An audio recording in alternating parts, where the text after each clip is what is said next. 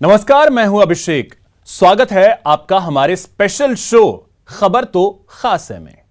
आज खबर तो खास है में हम आपको मिलवाएंगे बालोतरा के प्रिंस से, जो रेगिस्तान से हिमालय तक की यात्रा कर रहा है। बात होगी जिंदगी जीने की नई पहल वेगनिज्म की। बताएंगे पाली के डॉक्टर सुरेश के बारे में, जो पत्नी को मौत के मुंह से वापस खींच लाए। दिखाएंगे जोधपुर के अब्बास की चित्रकारी। साथ ही बताएंगे माउंट आबू की 5000 साल पुरानी अधूरी प्रेम कहानी।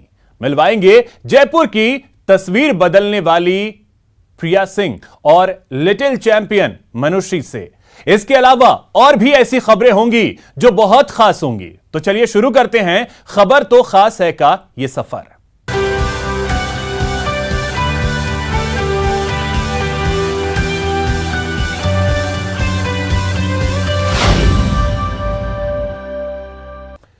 कला का ना कोई धर्म होता है, ना ही कोई सरहद की बंदिशें। मरुधरा के एक कलाकार ने भारत के विचार और मरुधरा की चित्र शैली को दुनिया के सामने रखा है। देखिए स्पेशल रिपोर्ट। 80 साल की उम्र में भी जब सैयद मेहर अली अब्बासी की अंगुलियां कैनवास पर चलती हैं, तो रंग, रूप, जाति और मजहब की बंदिशें तोड़कर बहुत दूर निकल जाती हैं। जोधपुर से निकली अब्बासी की इस कला को अंतर्राष्ट्रीय स्तर पर पहचान मिली है। ये बहुत बड़ी उपलब्धि है कि एक इंटरनेशनल लेवल पर ना इस तरह का प्रोग्राम होकर उसके अंदर राजस्थान के आर्टिस्टों को भी चुना है, जिसके अंदर से ना जोधपुर से मुझे चुना। और एक कहना क्या है कि नीलिमा करके जयपुर की आर्टिस्ट जो फ्लावर्स पेंटिंग्स बनाती हैं और कैलीग्राफी भी बनाती हैं, उनका भी ना काम उसके अंदर यानी क्या है कि काम इंक्लूड किया गया है। क्या है कि तो ये यानी क्या है कि ये इवेंट्स है काफ़ी 31 कंट्रीज जो हैं वर्ल्ड की मानी हुई, उन सब का वर्क वहाँ पर रहने का है कि उन्होंने ये डिस्प्ले करेंगे। ये सूर्य नगरी के चित्रकार और मूर्तिकार की पेंटिंग की चमक Indo Iran international art and calligraphy में दिखाई दी। राजस्थानी परंपरागत चित्र शैली पर आधारित पेंटिंग में ढोला मारू को ऊंट पर सवार दिखाया गया है। इतना ही नहीं, अब्बासी की इस कला में गजानन और राधा कृष्ण का प्रेम भी दिखाई पड़ता है। अब्बासी 31 देशों के बेहतरीन कलाकारों के बीच भारत का प्रतिनिधित्व कर रहे हैं। राजस्थान के ढोला मारू का जो पेंटिंग है उसको मैंने क्या है कि बनाया है, और उसके साथ में जो हस्तलिखित ग्रंथ थे पुराने जो 400 साल 500 साल पुराने, उनको भी उसके साथ में एडजस्ट किया है। तो वो कैलीग्राफी से संबंधित था, तो उसको मैंने क्या है कि ये मैंने उसको एडजस्ट करके और इसको कैलीग्राफी को और इंडियन मिनिएचर पेंटिंग्स को दोनों का कॉम्बिनेशन बना करके और उसको मैंने ये कैनवास बोर्ड के ऊपर 2 फीट बाई 3 फीट के ऊपर ये पेंटिंग बनाई है मैंने। सैयद मेहर अली अब्बासी गणेश, नवदुर्गा और राधा कृष्ण के अटूट प्रेम को 4000 से ज्यादा बार कैनवास पर बखूबी उकेर चुके हैं। चाहे किसी भी फील्ड के हो, चाहे मुस्लिम हो, चाहे ईसाई हो, चाहे हिंदू हो या कोई भी हो, उसके लिए ने क्या कि मुझे भाड़ा नहीं आता है नहीं, ये ठीक है ना। उसके लिए उसका व्यू क्या है आर्टिस्ट का, उसका दिलचस्पी किसके अंदर है, तो वो उसको बनाता है। मजहब नहीं सिखाता आपस में बैर रखना, इस बात को भली तरीके से फलीभूत कर रहे हैं जोधपुर के कलाकार सैयद मेहर अली अब्बासी, जिन्होंने भगवान कृष्ण, राधा और गणेश पर असंख्य पेंटिंग्स बनाई है। इतना ही नहीं, अब राजस्थान की ढोला मारू शैली को 7 समुद्र पार इंडो ईरान रेवोल्यूशनरी बोर्ड में भी भेजा है और साथ ही साथ भारत का प्रतिनिधित्व भी किया है। रंजन दवे, न्यूज 18 राजस्थान, जोधपुर। अब बात एक ऐसे युवा की जो रेगिस्तान से हिमालय तक की यात्रा पर निकल पड़ा है। यह है बालोतरा का प्रिंस, जिन्हें रास्तों से बेहद प्यार है। 21 साल के प्रिंस को मंजिल से ज्यादा रास्ते प्यारे हैं। यह प्यार इतना ज्यादा है कि वो इस साल 1500 किलोमीटर से ज्यादा पैदल चलकर केदारनाथ जा रहे हैं।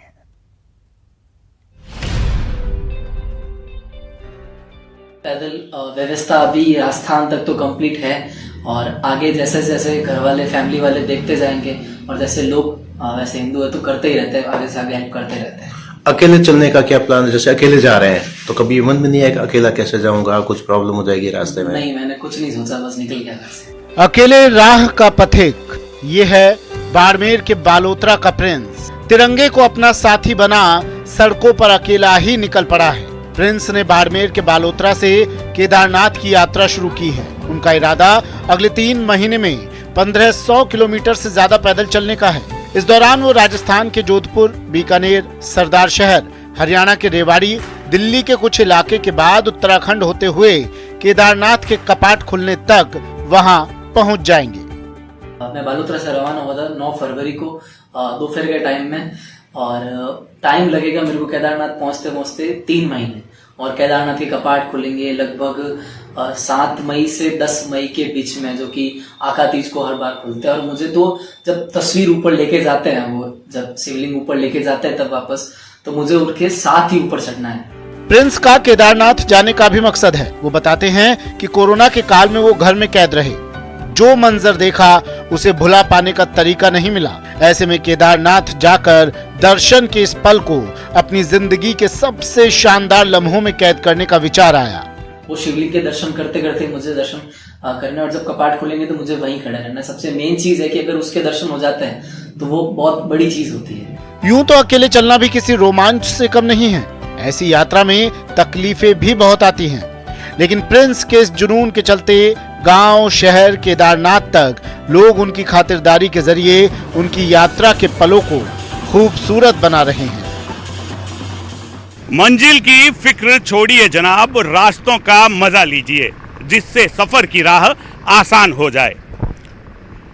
रेगिस्तान से हिमालय की ओर कुछ इसी सोच के साथ बाड़मेर का प्रिंस भी निकल चुका है अपने मंजिल की ओर।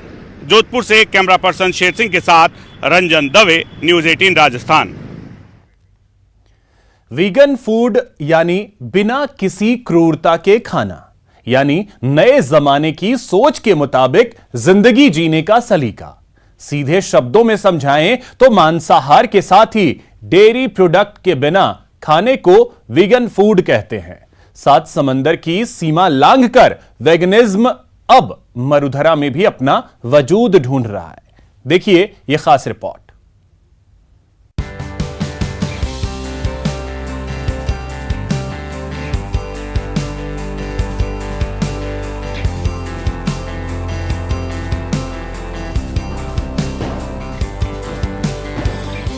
इस वक्त मैं मौजूद हूँ वीगन स्टोर में, जहां हम देखेंगे कि कैसे जो है वेगनिज्म को ये लोग आगे लेके जा रहे हैं, और हर एक चीज वीगन से जो है अप्रूव्ड है।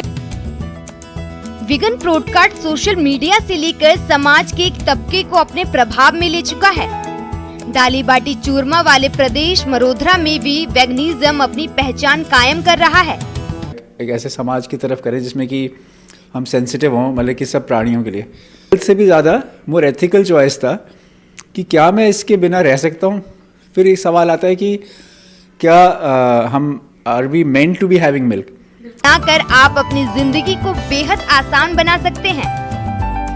अत्यधिक रूप से जो मांसाहारी पदार्थ खाए जाते हैं और डेयरी प्रोडक्ट्स अगर अत्यधिक मात्रा में कंज्यूम किए जाते हैं तो हमें शरीर का मोटापा, डायबिटीज़, ब्लड प्रेशर, इस तरह के बहुत सारे लाइफस्टाइल डिसऑर्डर्स प्रमुखता से बीमारियों के जनिक हो जाते हैं। पिछले 12 साल से वीगन लाइफस्टाइल फॉलो कर रहे जयपुर के शमीनंदा और लाइला बताते हैं कि सालों से वीगन फूड खाकर वो स्वस्थ हैं। यहाँ तक कि डेयरी प्रोडक्ट की जरूरत भी हमारे शरीर को नहीं है।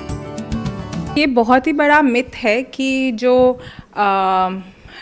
डेयरी जो है वो हमारे शरीर के लिए बनाए और हमको चाहिए, तो वो हमको बिल्कुल भी नहीं चाहिए। और मैं एक छोटा सा एग्जांपल दूंगी कि दूध जो है उसमें एक प्रोटीन होता है केजिन, जिसको एक एंजाइम चाहिए होता है रेनिन, जो कि हमारी बॉडी 3 साल की उम्र के बाद बनाना बंद कर देती है।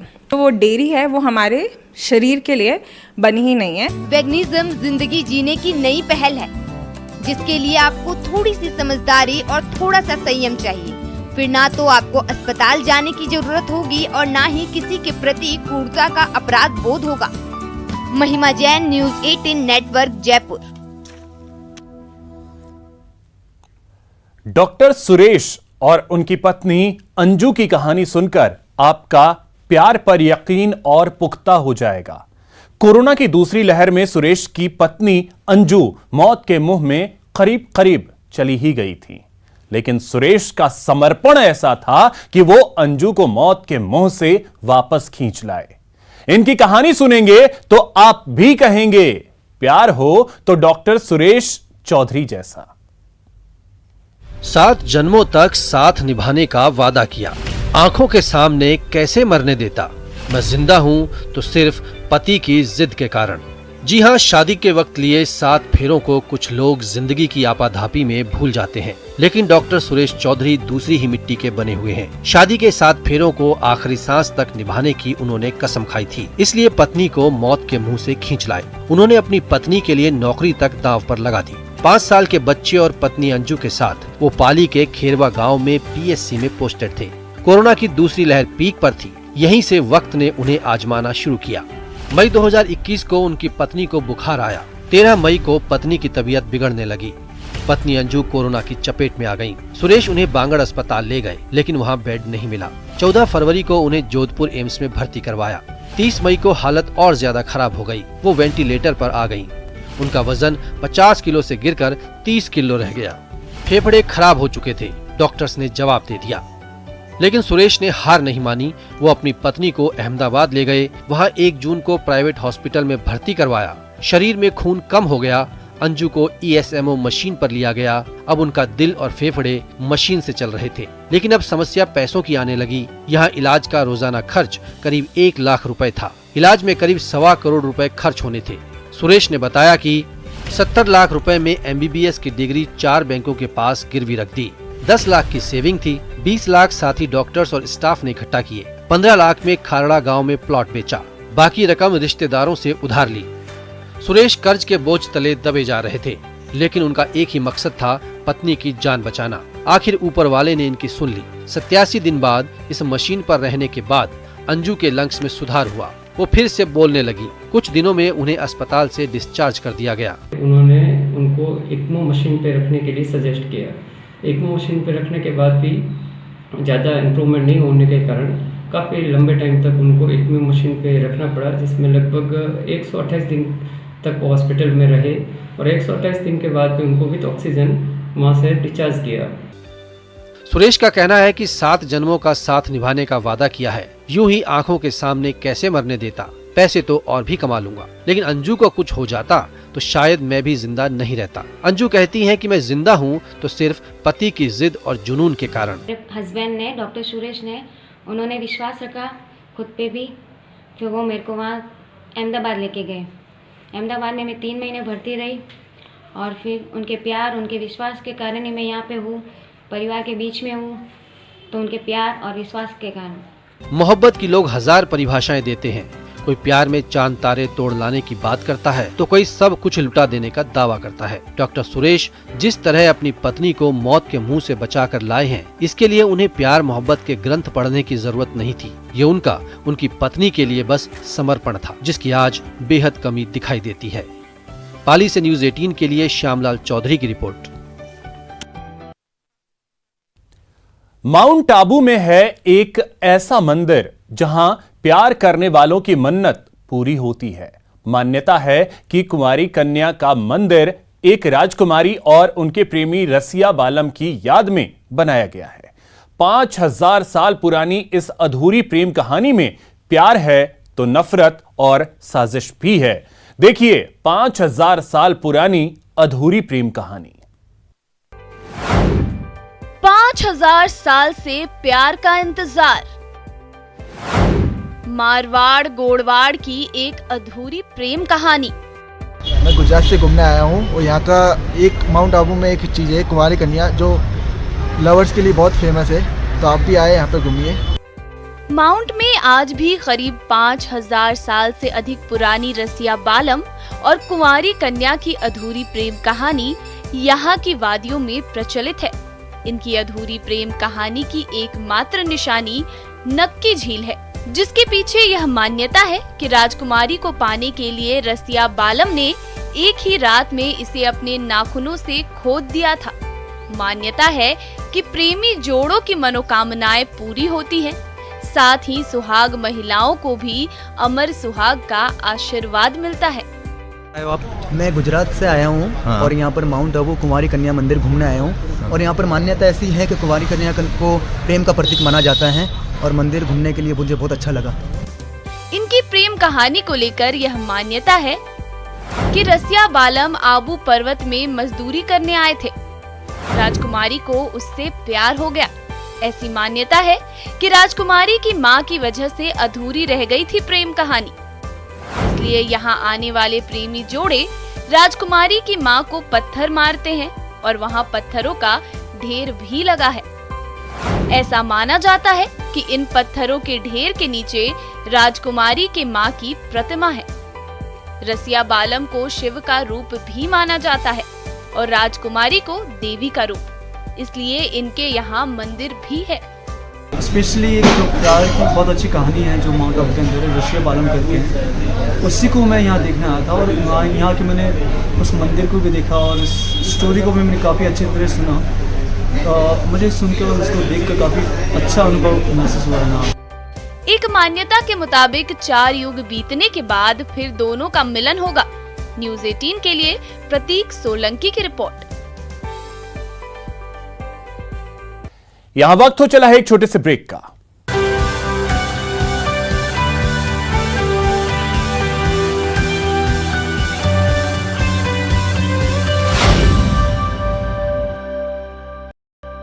ब्रेक के बाद आपका स्वागत है। चलिए अब रुख करते हैं अगली खबर की ओर। घूंघट की अड़चन तोड़कर अब मरुधरा की महिलाएं पुरुषों के वर्चस्व वाले जिम में पसीना बहा रही हैं। जयपुर में महिलाओं और लड़कियों में फिटनेस के प्रति क्रेज बढ़ता हुआ दिख रहा है और एक खास शख्स ने भी इस बदलाव में खासी भूमिका निभाई है। कैसे बदली महिलाओं की सोच और कैसे बदली जयपुर की यह तस्वीर, देखिए महिमा जैन की यह खास रिपोर्ट।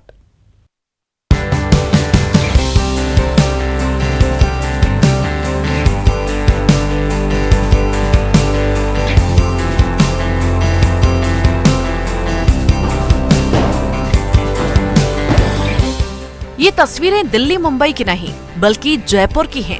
ये महिलाएं अब अपने तमाम कामकाज के अलावा अपनी फिटनेस को लेकर भी फिक्रमंद हैं और इन सबके पीछे एक खास नाम है प्रिया सिंह का, जो राज्य की पहली बॉडी बिल्डर भी हैं, जिन्होंने मुश्किलों से आगे निकलते हुए एक नई परंपरा की शुरुआत की है। कि स्टेट वाइज बुलाते हैं, कर्नाटका, देहरादून, तो मैंने सोचा राजस्थान की कब आएगी। कंपटीशन खत्म हो गया, राजस्थान की कोई आई नहीं, तो मैंने उनसे पूछा कि सर राजस्थान की नहीं आई, तो बोला मैडम जब से कंपटीशन हो रहा है आज होते हुए 22 साल हो गए और 22 साल में हर स्टेट से लड़की है, राजस्थान से लड़की नहीं है। मैंने बोला रीज़न, तो रीज़न ये रहा है कि राजस्थान में घूंघट पर्दा पर था, लड़कियों को आगे नहीं बढ़ने देते।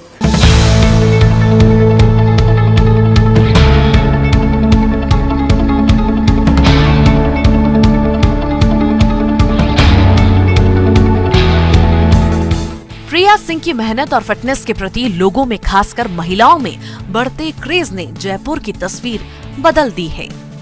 आई थिंक मुझे इंस्पिरेशन खुद से ही मिली है क्योंकि जिम बहुत जरूरी है, daily fitness is very important. बहुत अच्छा फील हो रहा है और मुझे लगता है कि सबको अपने लिए टाइम निकालना चाहिए, चाहे वो कितने भी बिजी हो, खुद के लिए थोड़ा भी टाइम निकालता है उनकी हेल्थ के लिए बहुत अच्छा है। मुझे बहुत मेजर हेल्थ इश्यूज थे लाइक थायराइड, तो मेरा वेट बहुत जल्दी गेन हो गया था। सो मुझे मोटिवेशन मिली कि I need to lose weight, मतलब मुझे वेट कम करना चाहिए, तो मैंने जिम ज्वाइन किया एंड सक्सेसफुली मैंने अपना 15 kg वेट कम किया है।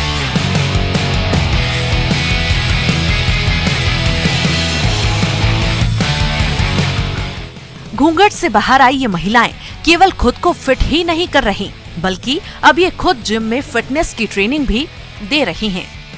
जो है महिलाएं अलग अलग मत हमें दे रही है। कोई कह रही है कि फिटनेस मैं अपने खुद की बॉडी हेल्थ मेंटेन करने के लिए आ रही हूँ, कोई कह रही है कि डिप्रेशन रिलीज करने के लिए आ रही हूँ, और जो है एक स्ट्रेस रिलीज करने का जुम्बा बहुत अच्छा जो है वे माना जाता है। प्रिया मानती है कि कोरोना के जख्म ने भी लोगों को अपनी सेहत को लेकर जागरूक बनाया है।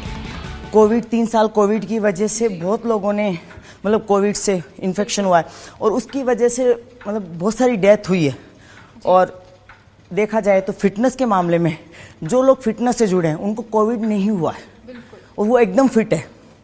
बॉडी बिल्डर देख लो, योगा वाले देख लो, जुम्बा वाले देख लो, कार्डियो सेशन वाले देख लो, वेट ट्रेनिंग वाले देख लो, उनको योगा नहीं हुआ है। तो उसके बाद में जनता अवेयरनेस हो गई जिम को लेकर। हेल्थ को लेकर लोगों में बढ़ता रुझान जयपुर की बदलती तस्वीर बयां करती है। मैं बताऊं आपको, राजस्थान में जो घूंघट प्रथा है, उस घूंघट प्रथा से अब महिलाएं जो है आगे निकल चुकी है, अपनी फिटनेस को लेकर आगे बढ़ रही है। हर दायरे में, हर क्षेत्र में महिलाएं अग्रणी रूप से जो है हमारे सामने आ रही है। इसी के साथ मैं महिमा जैन, दिलीप चेची कैमरामैन के साथ, जयपुर। और अब आपको मिलवाते हैं लिटिल चैंप्स से। यूक्रेन में रूसी अटैक जारी की 2 बड़े धमाकों